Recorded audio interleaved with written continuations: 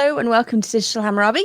My name is Megan Lewis, for those of you who are joining us for the first time, and I run this channel with my husband, Dr. Joshua Bowen. Josh is in the side chat, so if you have questions or comments, please tag him and he will keep track of everything that we need to remember to ask our wonderful guest before we end. And today we have Bettina Joy De Guzman on to talk to us, which I am personally thrilled about. We've been trying to work out our various schedules for a very long time, and it's finally happening, and it's going to be really lovely. Bettina, thank you so much for joining us. I'm so honored to be here. Thank you. So, could you give, before we get started properly, a bit of background information about yourself and how you got into your truly fascinating line of work, which I'm going to let you talk more about in a few minutes. Okay. Now, you're welcome to stop me or prompt me anytime. Of course. So, because I will start from childhood. Oh, go for it. Well, I was raised in a very literary, musical, dance sort of background from both sides of the family. We're Filipino, and so from forever we were learning dances and hearing music, and we had stacks and stacks of old books everywhere in both grandmothers' houses. That sounds like the best childhood in the whole entire world. It was awesome. Oh, and of course, lots of food. Naturally. So anyway, so I guess I grew up like hearing and singing bits of opera and playing piano, along with already learning some native instruments and dances and songs from a very early age. And then eventually, I went to University of California in Irvine, and I ended up being in three different disciplines, three different schools. So School of Fine Art for music, School of Social Science for psychology, and School of Humanities for English. So I had three different bachelors, which I'm a workaholic. While I was doing college, I was also teaching piano and learning dances, and somehow finished early with 3 degrees.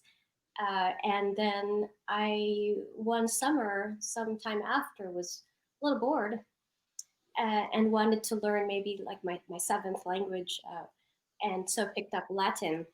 As you do, just over a summer. And the classics department immediately sort of took notice and me and reeled me in and said, you've already done humanities, so you only need 2 years to do language. Wow. But I don't recommend that. But I was just like, sure, I'll learn a couple more languages and learn these cultures, ancient Greek and Roman culture. I mean, it sounds fun. And next thing I knew, the first trimester already, the professors were saying, so have you ever thought about doing a PhD work in this? I thought, I just got here. Learning Latin, what? But then, then I got serious about it, and so I guess with all that, it's very interdisciplinary, isn't it? So I already had the discipline of looking at poetry, especially, and music. I play. You asked how many instruments I played in your questions. Like 25 different instruments. With play being the operative word, like I kind of feel with language and music. Am I an expert in any of them? Well, it depends if I'm practicing it a lot during a period of time. So I was, my major was piano, but then that was so long ago, and then I went to voice and harp and so on. So just like with every different language, it's like while I'm teaching Latin, that's my language. When I was in graduate school, I really focused on Homer and the rhythms and pitches and all that, and the study of ancient theater and performance. So I actually have more of those little green Loeb books than the red ones. I love the Loeb books.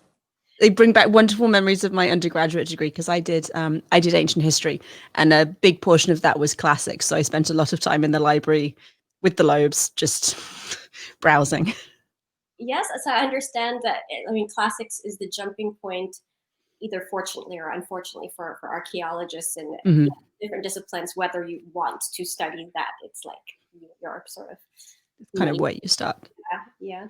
So from kind of fast forwarding now to more recent work, you do a lot of reconstruction of music and composition, and taking a lot of inspiration from these like ancient poems and ancient songs, and creating something for a modern audience, which I think is absolutely amazing.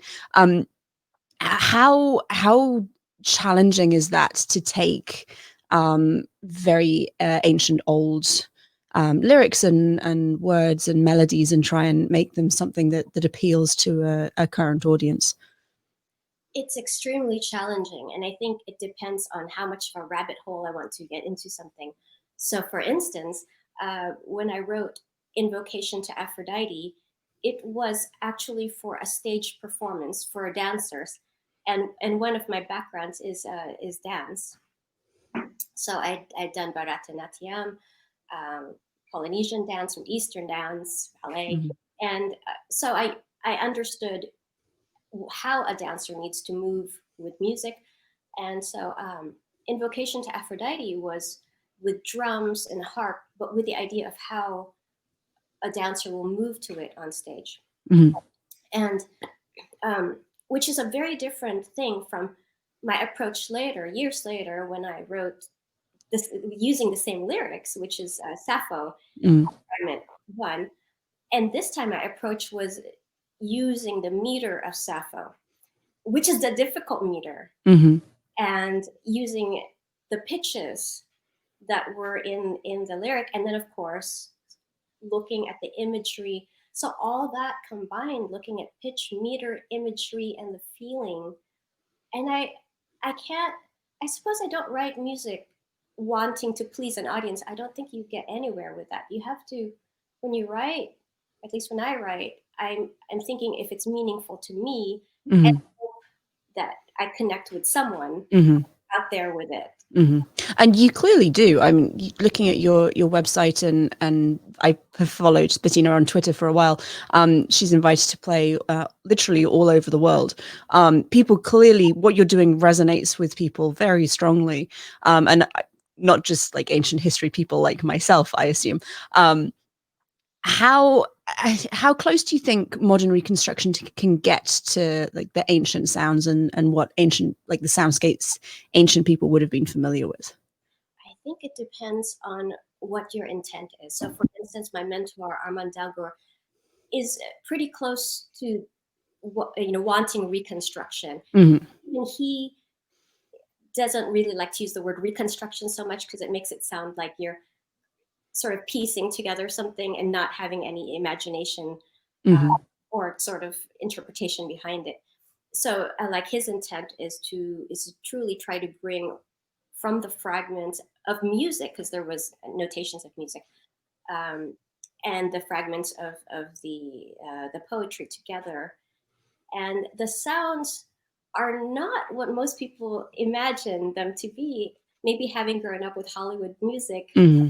uh, we have sort of ancient music adjacent Yeah. sounds in mind, and I can't forget, for instance, all my classical background with piano, Mm-hmm. but also, my training in other sounds with Bharatanatyam and Mid Eastern and so on. There's all these world flavors in there, and how does my brain pick and choose what what to put forward and how to make it authentic? It depends on the actual song, I think, because authentic to what? Authentic to the lyrics, the feeling of it. Uh, for Penelope Lamenting, for instance, I totally scrapped the whole dactylic hexameter and didn't do that and went straight for the emotion and Mm-hmm. the feeling of the ocean. Da, da, da, da. I was thinking, um, but I also still tried to pay attention to the pitch of Mm-hmm. poetry. So I pick and choose depending on, I suppose, my intent or my mood or my thoughts or I would say my intent at the time. What was the theme I wanted to convey? What was the story Mm-hmm. I wanted to convey? Fantastic. It sounds like an incredibly involved an emotional process to write this music and convey the feelings that you're trying to get to. So when you are writing, where do you mainly draw inspiration from? Oh, wow. It depends again on per song, I think, Mm-hmm. project. So when I was asked by Nikos Xantoulis, who's just absolutely like the most amazing lyre player in the world, I think, and composer for lyre, when he asked me to play with him in the National Archaeological Museum in Athens, the project was, can I compose 10 songs from Ovid's Metamorphoses Mm-hmm. in 2 months? And Wow. yeah. And Wow. this is while I was teaching. This is, I'm teaching high school during the school year, right? So he asked me that, and I thought, National Archaeological Museum with Nikos Xantoulis. The answer is yes. It's definitely yes. I don't know how I'll do it, but yes, I will. Wow. Squeezed the time out of every in-between moment Mm-hmm. to focus on that. And for that, because of my particular audience, it was a Greek audience. Mm-hmm. I thought, okay, to honor ancient Greek poetry and so on, I'm going to make sure that I do dactylic hexameter. Mm-hmm. I will follow that. But at the same time, they know the myths so well. Like they know the myths inside out. So I have to honor the myths as well. And so what is the imagery that I want to project? So the melodies that are formed, I had to listen to a lot of modern Greek music and also traditional Greek music to kind of feel the vibe of the area, Mm-hmm. something that would sound authentic to them. But remember, it's actually Roman music. It's an interesting, I guess, challenge at the time because I'm writing Roman, music, Mm-hmm. but for a Greek audience, so they had to connect too. So there are those challenges, right? So it depends on the project. That's amazing. So you, I know that you sing in Greek. What other languages do you sing in when you compose? So far, I've done Latin and ancient Greek, and then Sumerian was just like a project that I did out of complete emotional outpouring Mm-hmm. because it's not my discipline. Uh, and then I've actually started ancient Egyptian. Oh, wow. Yeah, so working with Dominic for Egyptian podcast when he asked me to put together songs for his podcast. Mm-hmm. While I was there, I was also working with Tamara, an Egyptologist, and working with Robert Littman, asking them, okay, can you help me out with maybe some possible hymns that will go with this music when I sort of expand it? Mm-hmm. And I work with scholars so that I honor the culture that I'm singing,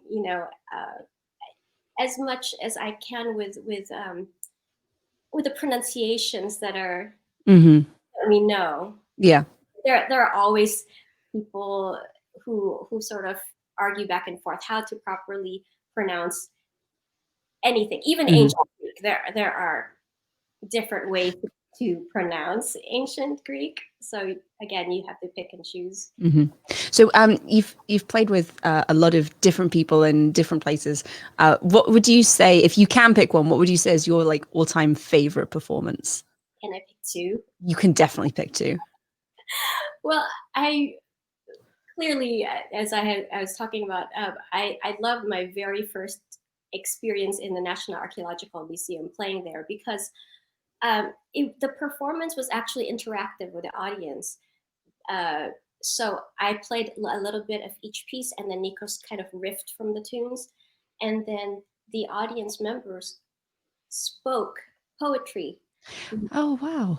Yeah, they had a Greek translation of the Ovid Metamorphoses. Mm. They were reading along while music was being played by Nikos, and so can you imagine? And we were in a room at the museum so there were these ancient statues and sculptures, and you can hear the vibration. You could hear it just when I'm speaking. You can hear the vibration coming from the harp strings here, and it was just that amazing thrill of me playing the lyre and singing, and I could hear my voice resounding with the sculptures around me. I mean, that was a feeling. That was an incredible feeling. I'll never forget it. That sounds absolutely amazing. And then there was the time when I performed with the Nazis Cleopas in Santorini, and it was my first time in Santorini, a very magical island, truly. And again, I was pressed for time because I'm teaching high school, and Mm-hmm. it's hard to imagine when I do these. They're considered. And you have a like a teenage son as well. A Like teen you son. have a very full life. I really do. And so in Santorini, what was really incredible is that we had very little time to practice together because Mm-hmm. he's a very prolific musician, and he's very popular, and he plays everywhere as well. And he was actually in the I think the I'm trying to remember what was it, Prada? No, that's not Prada. He was in a commercial. He was the lyre player for the commercial that they Dolce and Gabbana. That's what it was. Oh wow. Yeah, he was in that. Mm. So he was super busy, and so we had, from the moment I landed and the moment we met and we talked. He said, "So what am I playing?" I said, well, here are the the chords." Mm-hmm. I showed him. I said, "Okay." And I knew he was an excellent enough musician that he could actually internalize it really quick. So we had half an hour. So he played it, and then he wasn't gonna sing lyrics. He just sort of jammed along and Mm. played and then sang, because he was supposed to be Apollo. We were doing him to Pythia and Apollo. And I said, "Don't worry, I'll do the ancient Greek. You just kind of be Apollo and sing." So we did a lyre duet. And so the first time the filmographer said, "Why don't we do your practice up on top in the hill so you could feel inspired, so that, the next day when we film this in front of an audience, it's going to be amazing." I said, Mm-hmm. "Okay." So we climbed up the hill, and the climb up, of course, as always, I'm wearing a gown and sandals and stuff, because that's, just to Mm. put on film. And so we're on this hill, and I look down.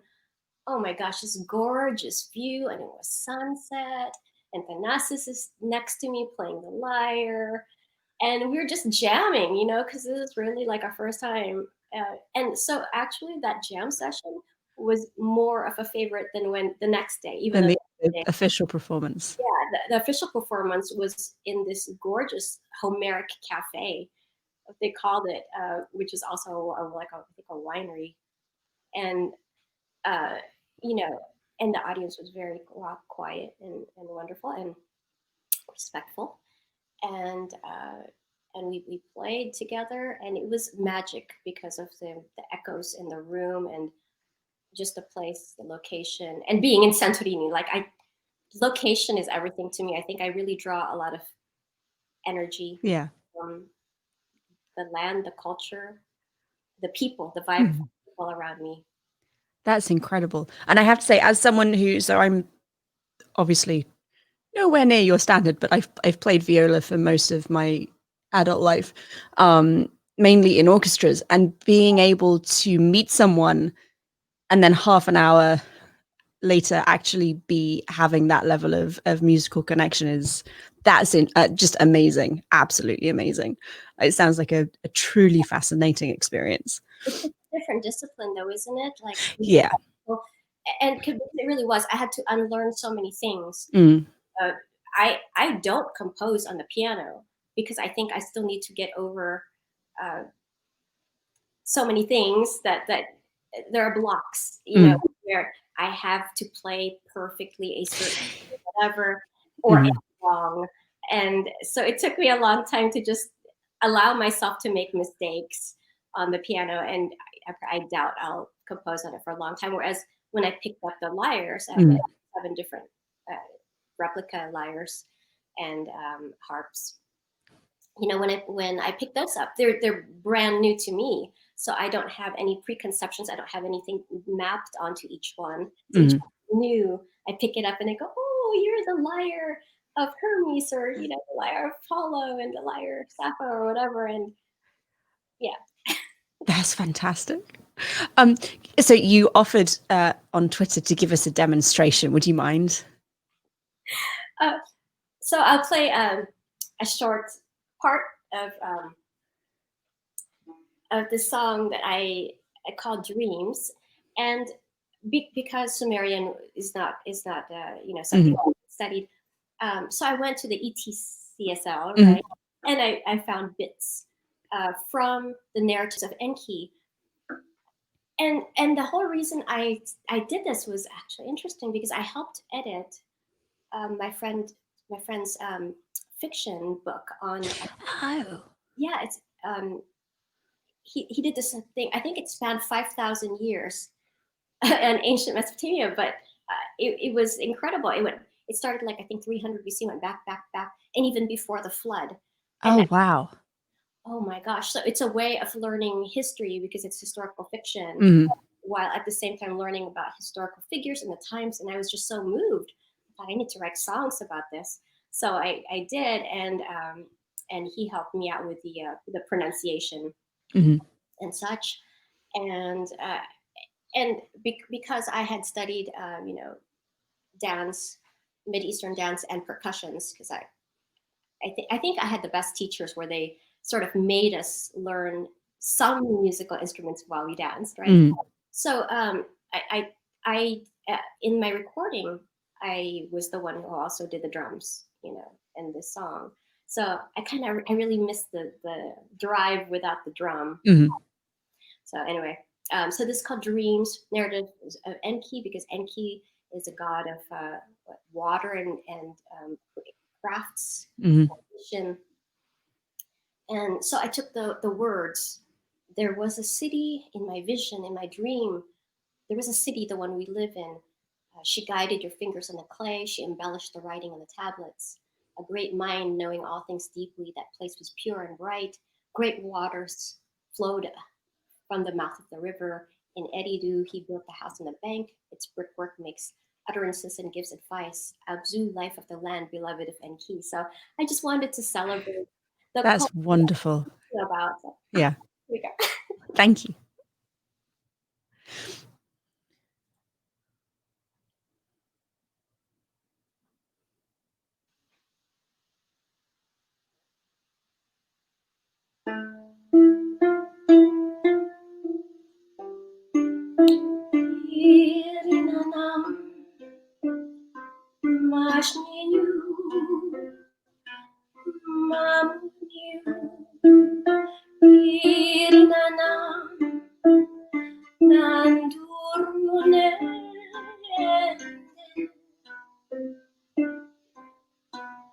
Si Zuleman, si Barinsa, Shatil Bakal, Kushumi, Sasa.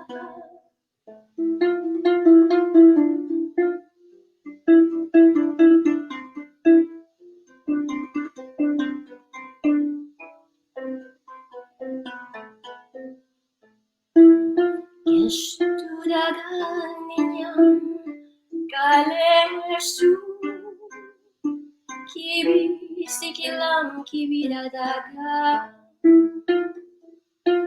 Galana, I'm tired, Kaidadata. Galana, I'm tired, Kaidadata. Eridu kai guapindu.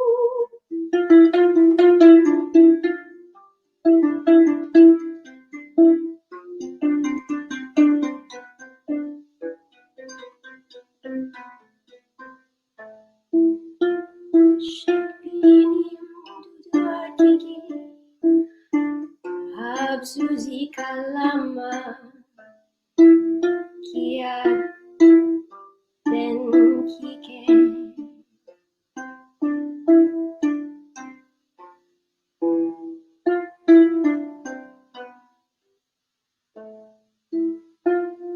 Irinanam mashninyu mamutyu. Irinanam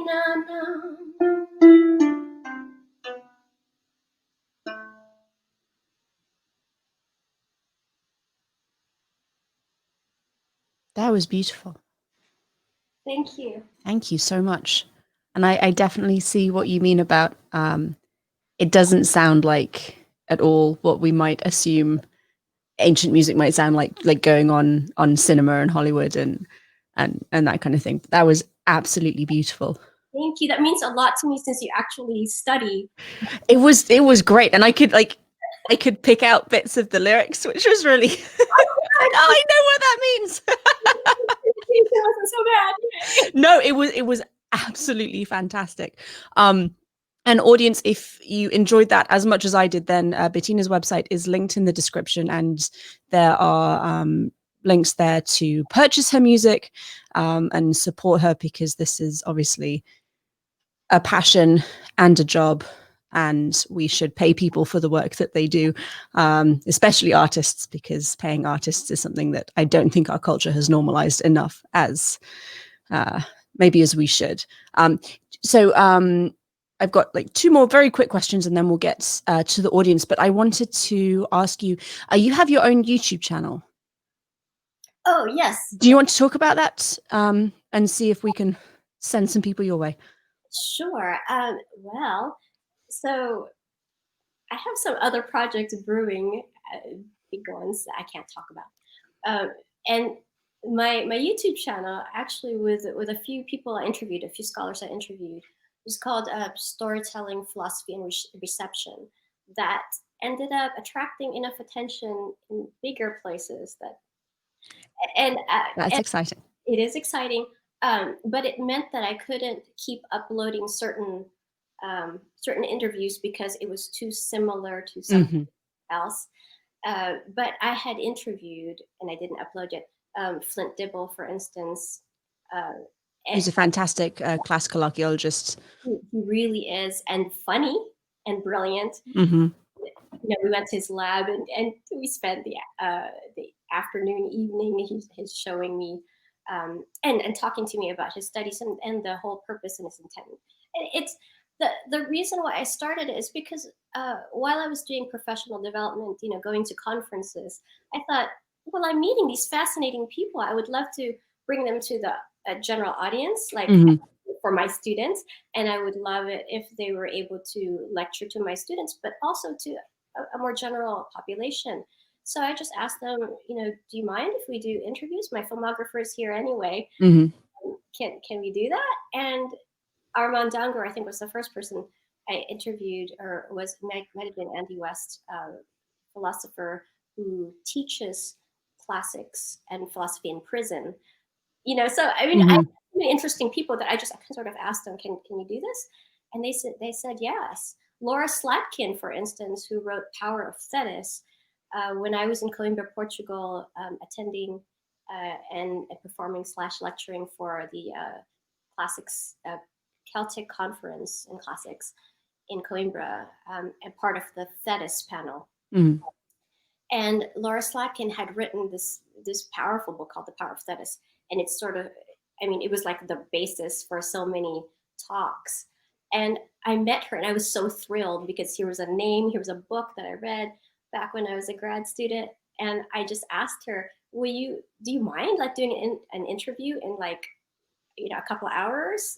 And she said she didn't mind at all. So I said, oh my gosh, and I told my friend, no, I can set everything up, and because he's just outstanding. And that's really how it happened. I was thinking it's such a loss to have these wonderful, brilliant minds around me not be able to share publicly in a way that that speaks to public, not just scholars. The kind of questions I asked them and the answers I was encouraging them to give was as if you're speaking to maybe general entry level college students who are just interested in this. How do you draw them into it? How do you explain it in a way that it's not for specialists, but they would just like to be informed. And I think they did a great job. And of course, my music is in there and in my channel. And it had begun as just me showing what I do when I'm practicing. Here's me practicing at home. Here's me practicing in the garden. And oh, you can hear the lawnmowers going on and children playing. Just showing up a slice of life, which Mm-hmm. I had actually gotten a bit of flack for, because some people had said, "Oh, you're posting things on YouTube. Shouldn't you put forth your best performances, like only your performances that are perfect?" And I thought, that No. doesn't reflect me. I mean, Yeah. I'm not a perfect person, and I'm not polished. I don't put a lot of makeup on. I don't even know how to act like that. Like when I'm in my gowns and stuff, I'm like, oh, I suppose I should put on lipstick now. And, it's not an instinct of mine. Like these pictures of me in gowns with the wind blowing, and I'm like, well, I mean, that's cool. It's great. They look But fantastic. well, I mean, I have a really great photographer and great sunsets and great. But I just really think that people should know what I do, and I just don't want to bring my son in, or otherwise I'd be like, "There's my kid." Wandering around in the background. Wandering around, But yeah, I mean, they can hear me make mistakes as I'm practicing. I'm like, I'm in the process. I'm thinking through the song. What do you think? And I think that's really valuable because it shows people, A, that you're human, but also the amount of work that goes into producing the kind of thing that you're producing. It's not something that you just wake up in the morning and you're like, oh, I'm just going to fly to Greece and play this amazingly beautiful song on my lyre. No, it takes a long time for composition and then practice, and it's a lot of hard work. yeah, and even these beautiful instruments. Like there was one, again, I got some flack for this one, where I was asked to basically sort of demonstrate these instruments. I was asked by Sikula Cultural Museum in Thessaloniki, the instrument makers themselves. They sponsored me to come and try out their instruments and demonstrate them, and then they filmed me doing that. And among one of the filmings, it happened that it was raining. It was off and on raining. It was like 6 o'clock in the morning, because that's the only time we could do the schedule. So it was 6 o'clock in the morning, off and on raining. We were in these archaeological sites, and the conditions were such that the musical instruments kept getting out of tune. We only had so much time, and we had to keep rushing outside just when there was light and there was no rain. So imagine the humidity and stuff of an instrument, delicate instrument. And so I just played. I tuned as best as I could. The tuning doesn't hold under those conditions, and I played. And when I posted it online, I said, these are the conditions, and I want you guys to know. I mean, this is a real organic instrument, and conditions, and it's a little bit out of tune or whatever. And I was asked to just sort of immediately compose at that spot. I mean, can you imagine? Like, just No. and something like, oh, and if you want to sing a little bit, like, okay. just anything you feel like is fine. I'm just kind of playing stuff that I felt like with the feel there and how I felt that. And there was different instruments, so each instrument I did a different tune, and I sang a little bit of a melody that I just at that very moment composed, and I put it out there, and I said all those things, that it was just a moment. And some people were like, well, a little out of tune there, and I'm like, I mean, yes, it was raining. Yeah, it's not a thing where in with a classical, it's very different. Classical piano, for instance, the piano doesn't really get out of tune. Like, there it is, It's there. You sit down, you play. It's fine.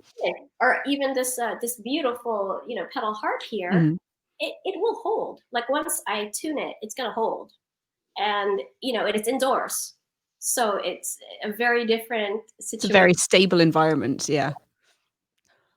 People are strange. So one more question I wanted to ask you. You've mentioned that you teach high school. Are you able to bring your music into the classroom? Okay, I have two answers, and both of them are yes, but like we go to different paths. One, I also write rap. Oh, that's wonderful.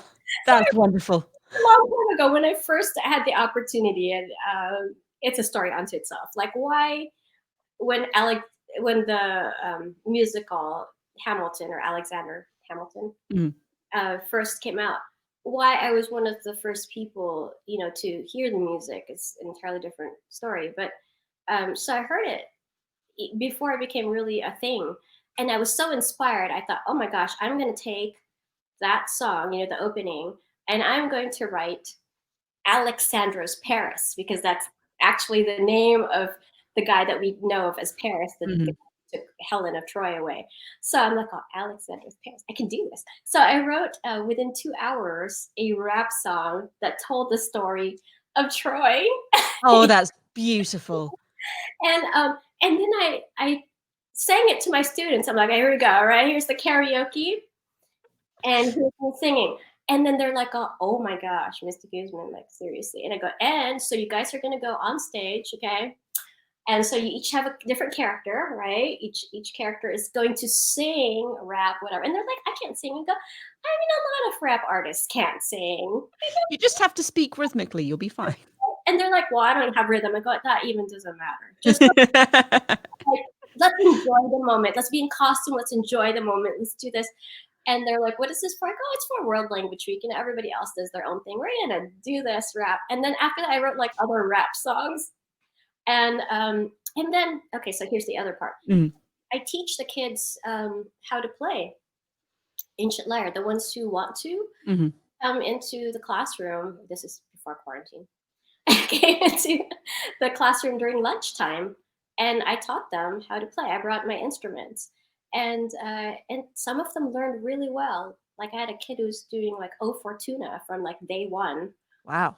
On the tiny one, because actually I think he plays a bunch of different instruments as well. And I'm like, yeah, just go to it. You can play Stairway to Heaven. You can play your own song onto it. Go to it. I can teach you how to, the chords. I can teach you how it sounds and things. But if you have songs to sing, instruments, do it, So you can do Homeric dactylic hexameter if you wish, or you could just play whatever song from Brady you want in it. So I really do encourage the kids. And anytime I have lecturer friends who want to talk about ancient Greek music, so Armand Dangour has spoken to my students about ancient Greek music and ancient poetry and stuff. One time, Madeline Miller has spoken with my students about mythology. So the people I have met through ancient music has been, I mean, I'm still staggered. It's only been 2 years. I've only been on Twitter as of July, 2 years. I'm not even there 2 years. And I've only been doing this for maybe 2.5 years. I have to say, academic Twitter is one of the most supportive academic spaces I think I've ever encountered. People want to get involved in what you're doing. They want to share their work with you and with whoever else is interested. And just the networking and the support that Josh and I have received in actually a very similar span of time has been spectacular. I mean, I've been a fan of yours, and we met through Twitter. Yeah, exactly. I get excited, and other people get excited over sharing what little bits, and I'm so excited all the time when scholars, archaeologists, writers who are anywhere in the classics field are willing to speak to my students about what they know. So to me, it always comes back to making these things public, whether it's to my students or to my YouTube channel, which is really an extension of, hey, you guys want to share what you know, kind of thing. Well, that is wonderful. And I am going to invite Josh back in so that he can bring our audience questions, because we are at just about 40 minutes. So now is the time. I have to say, that song was amazing. So thank you. All right. So I'm just going to do this. The first question that we have is from Alexandra Popoff. I'd be very interested in knowing more about music theory from these periods. What are the primary sources about it that we have, etc.? I knew this was going to come up. Ancient Greek music, West, and then documents of ancient Greek music. Absolutely fabulous. Pullman and West. So like there's something like 60 fragments of actual notation, ancient Greek notation, with music that we have and their fragments. And certain scholars do a fantastic job sort of piecing and reimagining and, putting this together, like Armand Dangour, Stefan Hagel, many others, so many who are working on these projects. And so everyone starts from pretty much the same documents and the same studies. But these are, to me, these are the ones, and well, to most scholars, these are the starting points, are Pullman and West and West. Excellent. Not a question, but Anime Girls wrote, that was incredible. I feel like it's so easy to think of history and music as legends, and legends and stories as completely different languages, when in reality, it's all one and the same. I love this channel. I love this channel too. That's a really nice point, though. I think that in academics and like outside of academics, you tend to forget that a lot of these compositions were written to be sung rather than to be read, like either on the page or out loud. Yes. And, I have, sorry to be promoting my friend's book. Oh, no, please go for it. Forming Antiquity by Samuel Dorff. I'm promoting these books because I think they're really written well for people who want to know more in-depth stuff. And I mean, all the references are in there. And then my new friend, Greg Naj of Harvard University, Poetry is Performance. Oh, cool. Again, it's really talking about how without a singer to sing the songs, you don't have a song. You have poetry. But again, if a poem is sitting on a page and it's not spoken out loud, it's a completely different text, isn't it? Very much so.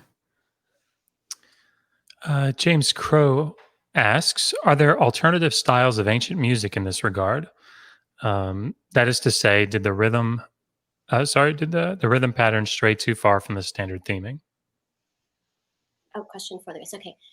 Well, absolutely. I just based this particular song, for instance, off of, I started with actually, Turkish rhythms, because I was thinking, okay, to me, what would speak to the region? Well, I start with drums. Thinking, okay, I don't want to go too much into the Hurrian hymn stuff that's just already everywhere, right? And by the way, like Hurrian hymn, even that is debatable. Like, what does it sound like? Because the musical quote notations down below were really more like, well, they're patterns of sounds rather than. Same with the ancient Greek notations. Although at this point, because there are like 60 documents, there are more. You can compare it more, so scholars have more to work with.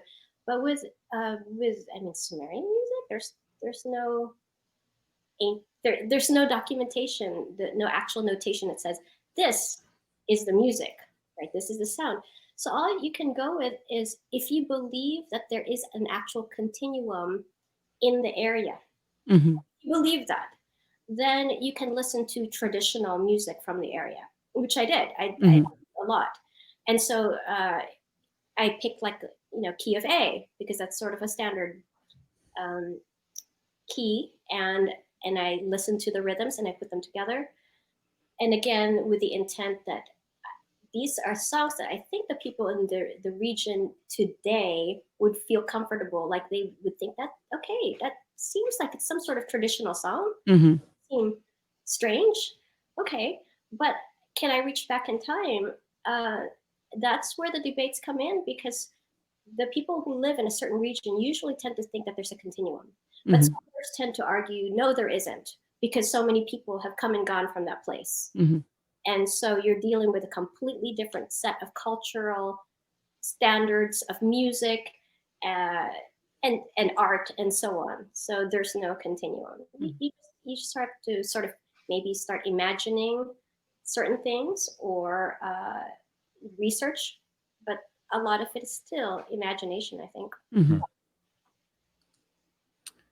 So, following up, Selim, what scale was the Hurrian Hymn 6 played in? Oh, as I was saying, it just really depends on which scholar you sort of listen to about it. There's Dumbrill, who says it's a certain way, and his imaginings became very popular. My friend Michael Levy made it very popular on his channels and his albums. And yeah, so that it's again something. It depends. Yeah, it really depends. It's yeah.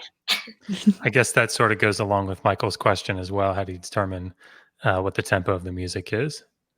So, Did the ancients leave? And yeah, they did not. Even with the ancient Greek, you have these people saying how, this song seemed to have been played too fast by this performer, or I didn't like it's really funny when you read the documents that they're chatting about how they don't like the way certain performers played or what have you. But a lot of people love the way Sappho played, and I'm like, and how did she play? Please give us a description. Please give us a description, right? And the descriptions are always all about the feeling she invoked and the beauty of the lyrics. I'm like, okay, but like, so tempo. What did it sound like? Right? Don't know. Super chat from Enkidu5 for $5. Thank you, Enkidu5. Nice. With ancient music, how can we know the keys, tuning, melodies, and enunciation of syllables in the vocals? Right. So again, we have these books to go with, and furthermore, I have Vox Graeca, which is the pronunciation of classical Greek. All these things are always somewhere around me because I'm always double checking, and then I go to my lifeline, going to Armand Dangour, going, what is the meter on this line? It doesn't seem to be scanning the way I want it to scan. Mm-hmm. Each poem could be a bit different from another one. Sappho, for instance, has the standard, I think I did that right. But then some lines vary. And then once you're in ancient Greek, oh my goodness, lyric meter. Let's see.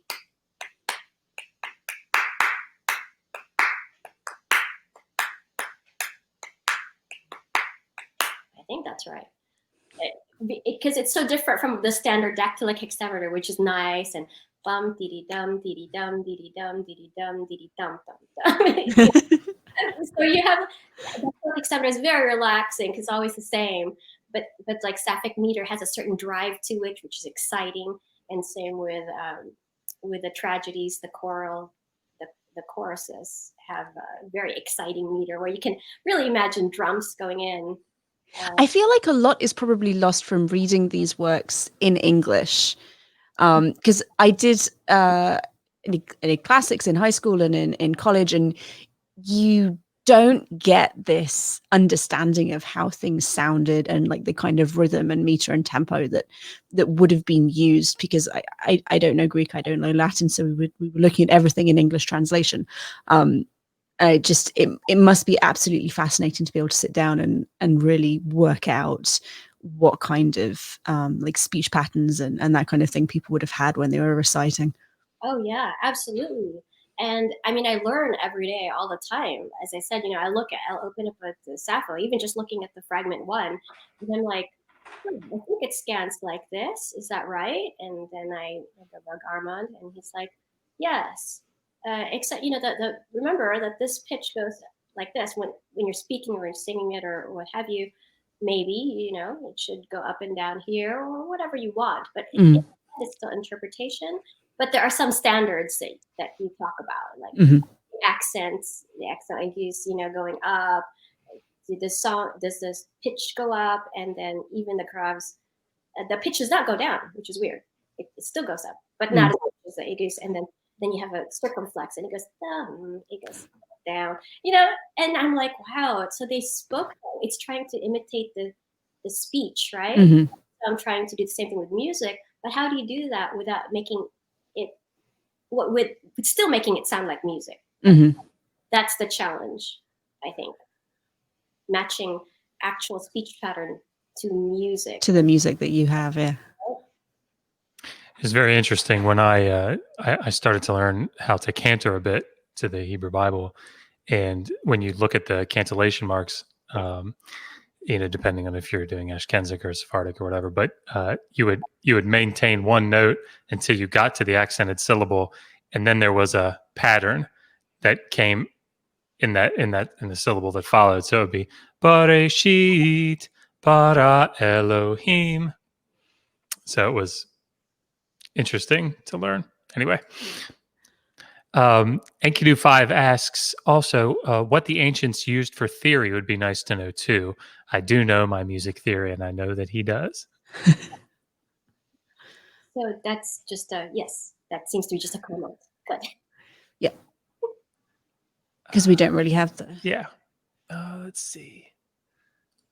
How do you feel about equal temperament tuning versus more classical and ancient tunings? Yeah, equal temperament tuning. Well, my friend Michael Levy is very much into just intonations and so on. And I think if you have one instrument and you're just playing by yourself, then you can go ahead and do that equal temperament tuning. Once you have in mind trying to do more than one instrument. So, for instance, when I'm recording over it, because I like to play my own instruments over each other, but even when I'm working with someone, it's harder to tune together that way, and it would take a longer time to do it. But also more like, does it matter as much as getting the story across of something? Like, would that matter really so much? So again, you have to kind of pick and choose, like, what are you trying to do with it? If you're trying to demonstrate something with like just intonation, that's fabulous. I have to say my interest has always been putting the poetry to life, like trying to bring it to life through music. So that's not so much my focus, like the actual tunings of things, although I had to read up on it and understand what the heck I'm doing and why. And it's always fascinating working with different artists and scholars from different regions. So working with my friend Peter Hanna from Egypt, and I said, "What do you think of this tuning?" And he said, "It's beautiful. It'll go well with my oud." And it plays traditional Egyptian oud with traditional songs. So to him, this is the sort of tuning that he's comfortable with, that he believes is traditional, and so on. So why would I argue with that? Like, that is his truth. And then I talked to someone else who's from a different region, and they're saying, "Yeah, I don't understand why people would say that's ancient Greek music, because we've been singing ancient songs in the church, in the Orthodox Church, and the music sounds like this. It's been going back in time. So why would it sound more different than that?" Right? So, okay, there's that truth, and then there's a scholastic one that says, no, that's silly. There's no continuum there, or maybe that's not quite silly. It's not that dismissive. Something like, okay, that's something to think about, but also perhaps there's too big of a leap between what we know, because there are microtones. There's believed to be microtones in ancient Greek sounds, and you can't get the microtones if you're just sitting there with a standard instrument. I mean, you can if you start playing and tuning while you're playing it, right? Or if you have a long-necked instrument where you can actually slide along, and I do have one. Sorry, I didn't have it with me, but it's a little pandura. It's small. It's like a small oud, and you can actually slide up and down. Well, then in that case, then you can get micro tuning, right? And you can sing along to that. And maybe at some point I will. Maybe I'll take one of these songs and do some micro tuning and sing what might be an interesting rendition. and not sing operatic style and sing more in a different sort of voice training. I mean, there's so many things to consider. Right? Once you start singing in a different voice training, now you have different sounds that you're producing completely. Even singing vibrato, I try not to sing so much vibrato because it really changes a sound, right? Yeah, there's a lot of different possibilities for making this kind of music, and it's very interesting. Well, I think we are going to stop there because we're just about at the hour mark. Bettina, thank you so very much for joining us. It's been an absolute pleasure. And if you're interested in what Bettina has said, her Twitter handle is in the description. Her website is in the description. I don't think her YouTube channel is in the description now, but it will be by the end of today. So please go take a look, buy her music because it's amazing. And yes, just thank you so much. This has been a sheer joy. Oh my gosh, this was such a pleasure and such a thrill, and to finally meet you. And I know. Well, everybody, thank you for joining us. Thank you for your questions. Thank you for Josh for taking care of the questions. And until next time, resist poor scholarship. Always ask, how do you know that?